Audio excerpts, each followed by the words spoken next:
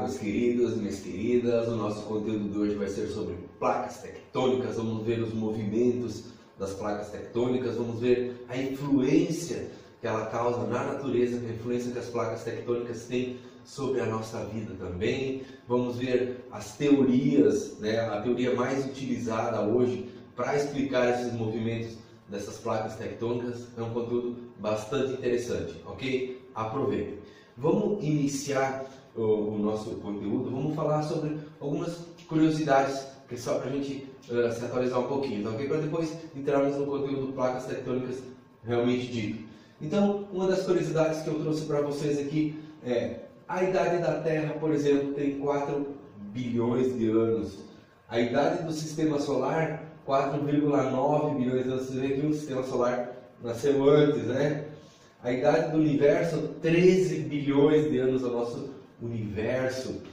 E a idade humana, de acordo com pesquisas, de acordo com achados de fósseis e tal, data de 300 mil anos. Então, aqui só para a gente ter uma ideia do nosso tempo cronológico. Vimos que primeiro nós temos o nascimento do Universo, depois nós temos o nascimento do Sistema Solar, depois nós temos o nascimento da Terra e depois nós temos o nascimento do ser humano. O nascimento do ser humano, assim, a evolução do ser humano, que data de 300 mil anos, tá ok, gente? Então, a Terra possui camadas, né? Desde o núcleo, o manto e a litosfera. Então, são 3 principais camadas que a gente estuda, né? Estudamos o núcleo, que é o centro da Terra. Depois, subindo um pouquinho mais, temos o manto. O manto é aquele material, quando os vulcões fazem a erupção, eles expelem um manto, né?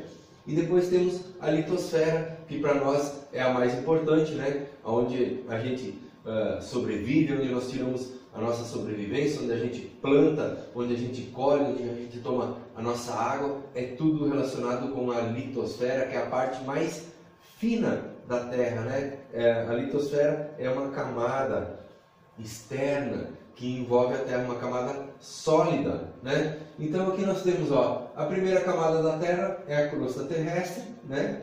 Litosfera. Então vamos de fora para dentro, né? É a menor das estruturas do planeta, mas é a mais importante para as atividades humanas, que foi o que eu acabei de falar. Ela é fundamentalmente composta de rochas leves, né? Tendo como minerais dominantes o silício, o alumínio e o magnésio. Então essa formação dessa crosta terrestre é formada por rochas leves minerais, silício, alumínio e magnésio. Nas zonas continentais apresentam uma variação de 20 a 70 km de espessura. Então nós temos a nossa litosfera, é uma camada fina, como eu falei para vocês, ela tem 70 km de espessura. Se nós perfurarmos 70 km em linha vertical, né, em linha vertical, nós vamos chegar no manto da Terra. Já tem pesquisa, gente, nós, os seres humanos, já desenvolvemos certas máquinas, certas tecnologias para fazer essa perfuração. Já estamos perfurando. Então, tem uma pesquisa que até 2040 já vamos ter conseguido perfurar a litosfera, a crosta terrestre, né? Já conseguimos em 2040 atingir o manto. Só que temos um outro problema. Do manto até o núcleo, que seria a terceira camada, até o centro da Terra, são mais 2.900 quilômetros, tá? Mas aí o problema está realmente aí, porque são temperaturas elevadíssimas, até 2.000 graus Celsius, o calor que o manto produz.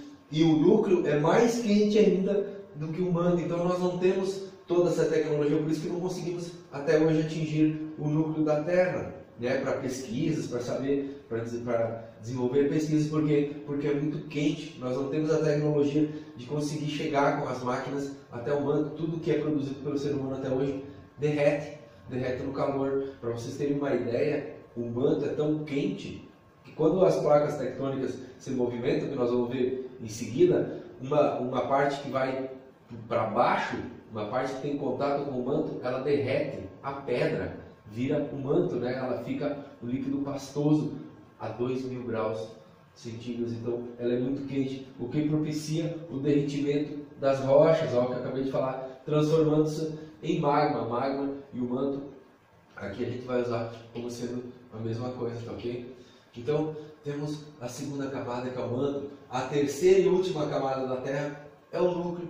Não se sabe exatamente, né, qual a sua composição, mas há fortes indícios de que ele é formado por uma liga de ferro e níquel, né, que também deve envolver outros elementos químicos ainda desconhecidos. Então, esse desconhecido aqui para nós, seres humanos, é o que nos move a tentar chegar nesse núcleo para ver o que realmente tem lá, para tentar estudar. Só que nós temos um problema do calor, que é muito quente, tá ok? Outra coisa que a gente pode destacar é que a gente sabe que a Terra, nós, todo o universo está em constante movimento, podendo se afastar ou se aproximar um do outro, né? Nós estamos sempre em movimento, nós temos os movimentos da Terra, rotação, translação, aqueles movimentos todos que a gente já estudou. Então, sabemos que a Terra está em constante movimento, ela não está estática, ela não está parada, isso eu já falei em vídeos anteriores, tá ok? Produzindo movimentação das placas tectônicas, tá ok? Olha aqui então, essa imagem que eu trouxe para vocês aqui vai destacar bem as camadas da Terra. Nós temos a crosta terrestre como uma camada fina, uma camada bem fininha, a mais fina, né? Ó, pega de 20 a 70 km, dependendo do local que a gente está. Depois nós temos o manto, que envolve toda essa parte do núcleo, né? Então começamos de fora para dentro. Essa crosta, essa litosfera é a que é a mais importante para nós, para nossa sobrevivência, tá? Aí daqui para dentro o magma e o núcleo. Então agora vamos falar um pouco então sobre placas tectônicas. O que são essas placas tectônicas? Elas são são blocos, né, que integram a parte sólida da litosfera. São blocos de terra, são blocos de solo, né, que integram a parte sólida da litosfera. Essas placas estão em constante movimentação, né, elas estão sempre se movimentando, chamamos de placas tectônicas. Então são aqueles blocos que integram a parte sólida, a parte externa da Terra. Porque como que aconteceu isso, gente? Aí nós voltamos um pouquinho lá para a nossa história, vamos dar uma olhadinha, vamos dar uma pensada junto comigo aqui sobre o surgimento da Terra, como que a Terra surgiu. Podemos aliar a teoria do Big Bang, né? Que no início houve uma grande explosão, né, do Sol. O Sol é uma estrela, você sabe que a estrela lá nasce, ela cresce, ela se desenvolve e depois ela morre. Então foi uma morte de uma estrela, né? Segundo a teoria do Big Bang, né, gente? Então não podemos misturar aí um pouquinho a nossa crença, a nossa fé com essa teoria. Então vamos partindo da nossa teoria como geógrafo, né, como de aulas de geografia, que nós temos que ter essa teoria em mente. Então foi essa explosão do Sol que originou todo o nosso sistema solar que aconteceu. O Sol cresceu, né, a ponto de explodir e morreu. Então, soltando fragmentos, né, pelo universo, fragmentos. É a mesma coisa você ir numa pedreira, por exemplo, quando eles explodem uma rocha, salta caco de pedra para tudo que é lado. É o mesmo esquema que a gente pode fazer uma comparação, assim, bem simples, com esse tipo de explosão, né? E essa Terra, a Terra que a gente conhece hoje, começou a gravitar, começou a girar ao redor do sistema solar, né, ao redor do Sol, que sobrou um pedaço um pouco maior, se tornou o nosso Sol, começou a gravitar, começou a juntar fragmentos de poeira, começou a juntar tudo, a parte gravitacional começou a formar a nossa Terra. No início era uma bola de fogo, né, uma bola quentíssima, e com o passar dos milênios, com o passar dos milhões de anos, ela foi resfriando a parte de fora, ela foi resfriando de fora para dentro, o que possibilitou a formação da nossa litosfera, o que possibilitou a formação do nosso solo, né? Então ela foi esfriando e formando essa casca, né? A gente pode ter em torno de 15 placas tectônicas, tem umas maiores, umas menores, são formações disformes, né? Ela não ficou uma formação bem formadinha e tal, ela vai quebrando tudo disformemente, tá? Então, ocasionando vários efeitos, essa casca, essa placa tectônica, ao se movimentar, porque continua se movimentando, a Terra continua se movimentando, ela está em cima do magma, né? Então nós temos o oceano e temos a parte continental que está compondo esses blocos tectônicos. Se nós tirarmos a água aqui, vai ficar uma placa tectônica marinha, né?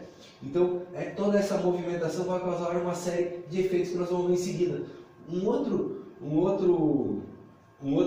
fenômeno que a gente pode citar também aqui, com essa movimentação, é o círculo de fogo, gente. O círculo de fogo é nessa região, aqui na região das Filipinas, na região próxima à Austrália, na região toda ali. Essa região aqui, gente, é a região círculo de fogo. O que é esse círculo de fogo? É onde ocorrem as maiores movimentações, onde ocorrem os maiores movimentos das placas tectônicas ali. É uma região onde tem muito vulcão, é uma região onde tem muito tsunami, né? Toda aquela região ali chamamos de círculo de fogo. Então é uma região que tem bastante movimentação de placa tectônica. Esse é um dos efeitos, né, que a placa tectônica faz ao se movimentar. Nós chamamos de movimentos de convecção. E esse movimento de convecção, ele pode ser dividido em dois. Ele pode ser dividido em zonas de divergência e zonas de convergência. A zona de divergência é aquela parte onde as placas se separam uma da outra, né? Formando um efeito. Depois eu vou ter uma imagem aqui, eu já vou mostrar para vocês. E as zonas de convergência é quando elas se convergem, quando elas se chocam. Quando elas se chocam, gente, formam os vulcões nas falhas, a Terra sobe e ali é expelido o magma, né? Formam uma falha, formam os vulcões, formam os tsunamis, formam os terremotos. Esses são os efeitos principais dos movimentos das placas tectônicas, né? Movimento de convergência e divergência. Divergência é quando elas se afastam umas das outras, e convergência é quando elas se chocam. Por exemplo, para nós aqui, vamos trazer para a nossa realidade brasileira, ó. Aqui a placa de Nazca está em convergência com a placa sul-americana, que é a nossa, aqui do Brasil. Ao se encontrarem, ao fazerem movimento de convergência, tá? Elas se produzem as grandes montanhas, elas vão alterando, esses movimentos vão alterando lentamente o relevo. Aqui nós temos um exemplo bem claro, que é a nossa Cordilheira dos Andes, né? Que é uma das maiores cadeias de montanhas do planeta. Temos a Cordilheira dos Andes, que dá exatamente na zona de convergência das placas de Nazca com a placa sul-americana, tá? Agora, nesse momento, elas estão em movimentos de convergência, mas elas podem mudar, a gente percebe que elas mudam. Então, daqui a pouco mais, a nossa placa sul-americana pode começar a vir para cima, ela pode ir para o lado da placa africana. Então, são movimentos aleatórios, não tem uma coisa definida, não, essa placa vai bem direto sempre para cá. Não, ela pode se movimentar. Por isso que existe a teoria da deriva continental. Deriva, quer dizer, são movimentos aleatórios, não tem um movimento programado. Mas, por enquanto, nós estamos formando a nossa Cordilheira dos Andes por causa do movimento de convergência da placa de Nazca com a placa sul-americana. Tá legal, gente? Então, teoria da deriva continental. Vamos ver essa teoria. Ela foi teorizada por um alemão chamado Wegener, né? Ela foi teorizada, foi no século XIX, que esse alemão conseguiu juntar todos os exemplos, conseguiu juntar todas as provas e formar essa teoria. Ele era um meteorologista alemão, Alfred Wegener, na qual afirmou que aproximadamente 200 milhões de anos não existia uma separação dos continentes como a gente conhece hoje, né? Existia sim um único bloco de terra, que foi o princípio da formação da nossa Terra, né? Então, um único bloco rodeado por um único oceano. Nós chamamos de Pangeia, esse movimento de Pangeia. Com o passar dos milênios, com o passar dos anos, dos milhões de anos, essa crosta foi se resfriando cada vez mais, né? Resfriando cada vez mais e foi rachando.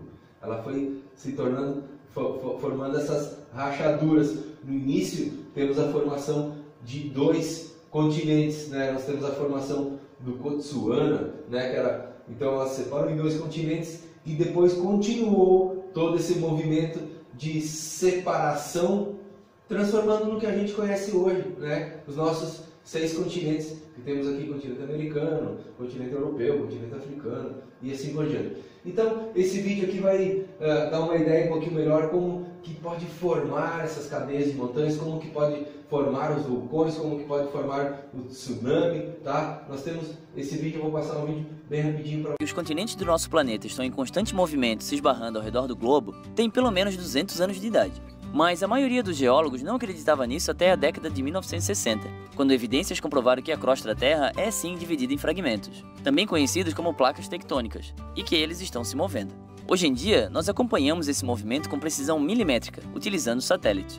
A maneira mais simples e fácil de explicar o motivo das placas tectônicas estarem se movendo é que elas são arrastadas pelas correntes do manto superior, uma camada de rocha que se move lentamente logo abaixo da crosta terrestre. Correntes convergentes fazem com que as placas se encontrem, enquanto as correntes divergentes as separam. Resumindo, é isso. A rocha quente desse manto sobe a partir do núcleo e se move sobre a crosta até que ela esfria e se torna pesada, afundando de volta para o núcleo. Mas as placas tectônicas não estão passeando tranquilamente nessas correntes, como malas em uma esteira de bagagens. Elas nem têm como, já que algumas placas se movem mais rapidamente do que a corrente debaixo dela. Por exemplo, a placa de Nazca, um pedaço de crosta oceânica na costa oeste da América do Sul, viaja em direção ao leste é uma viagem de 10 cm por ano, enquanto o manto debaixo dela viaja apenas 5 cm por ano. Sejam placas tectônicas ou malas de viagem, nenhuma das duas consegue se mover mais rápido que a esteira por baixo, a não ser que algo ou alguém as puxe ou empurre. E algumas das placas da Terra, ao que parece, estão se empurrando.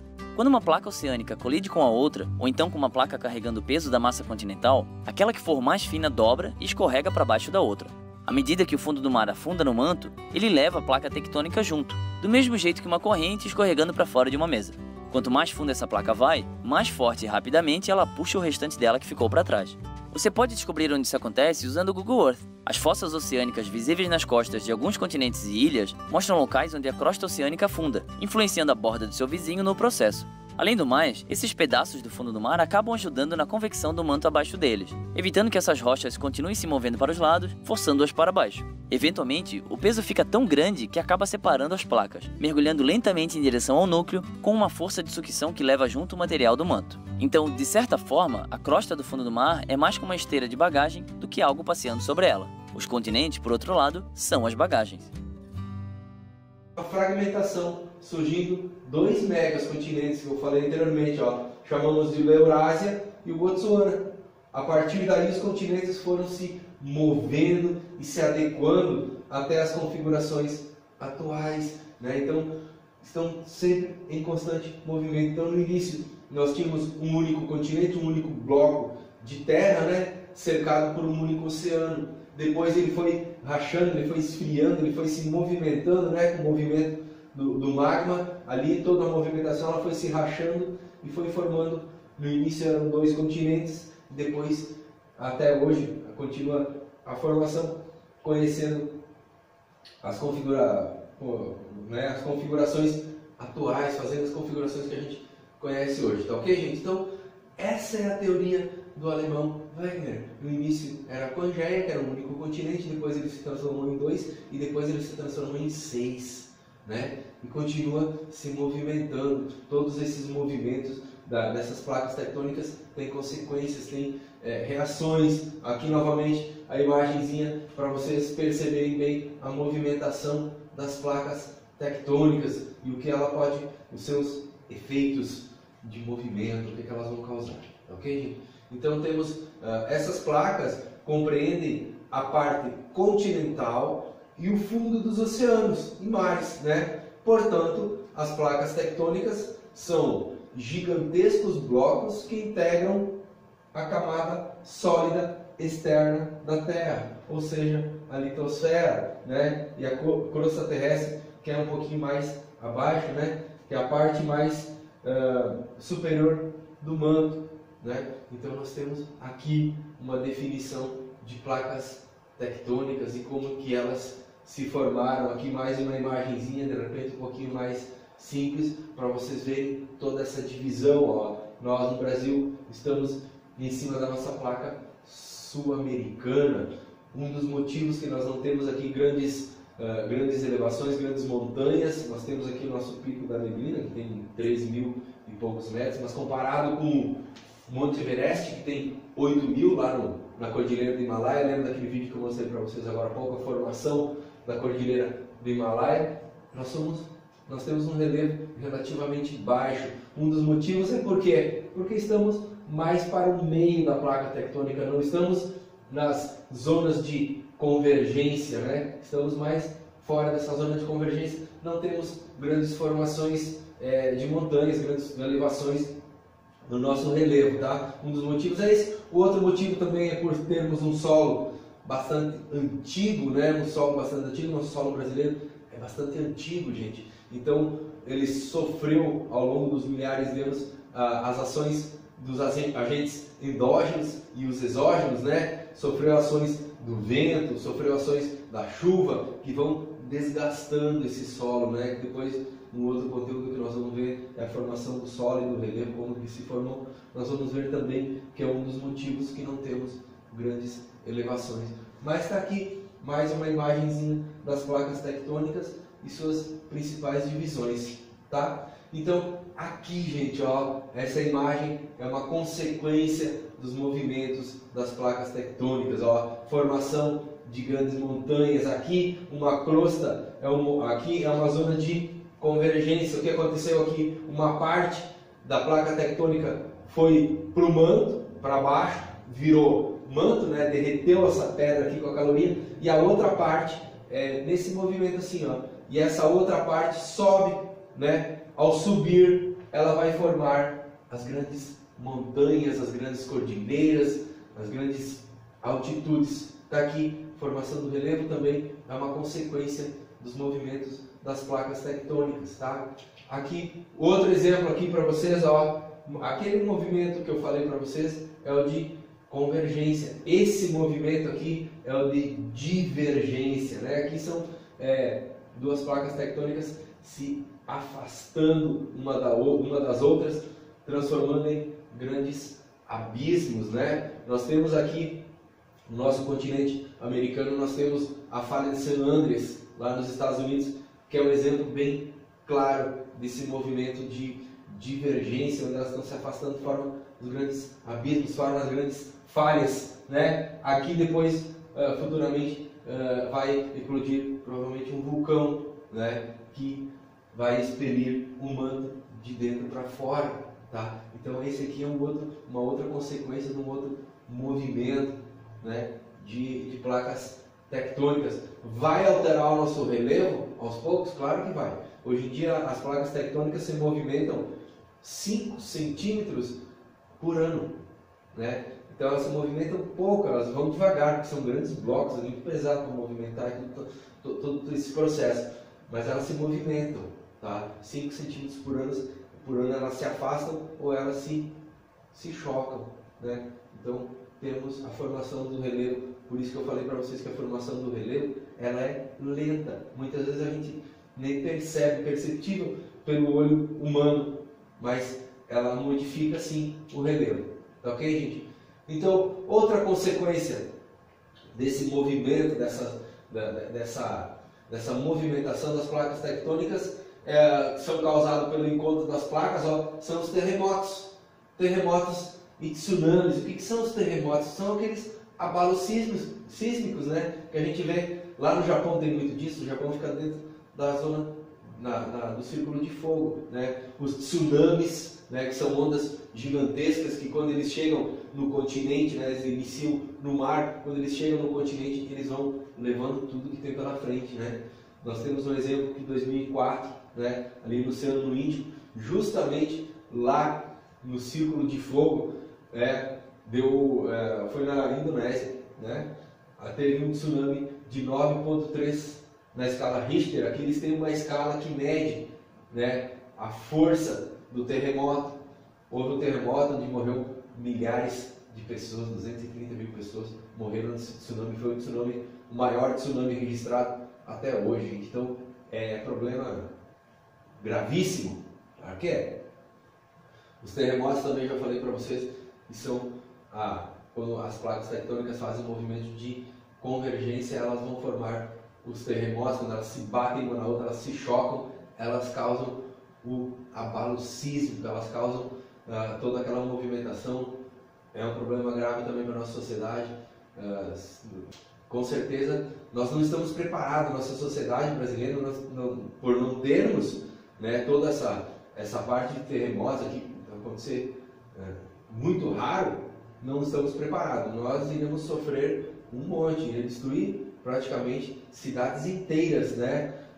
No Japão hoje, gente, eles já têm uma tecnologia anti-terremoto, eles têm pontes que se movimentam conforme o movimento da Terra, né? Conforme o movimento do terremoto, a ponte se movimenta para não ficar uma estrutura rígida, para não quebrar. Hoje lá no Japão, por exemplo, também eles já têm a tecnologia de prédios que se movimentam conforme a movimentação do terremoto. O prédio se movimenta também para não quebrar, vai diminuir.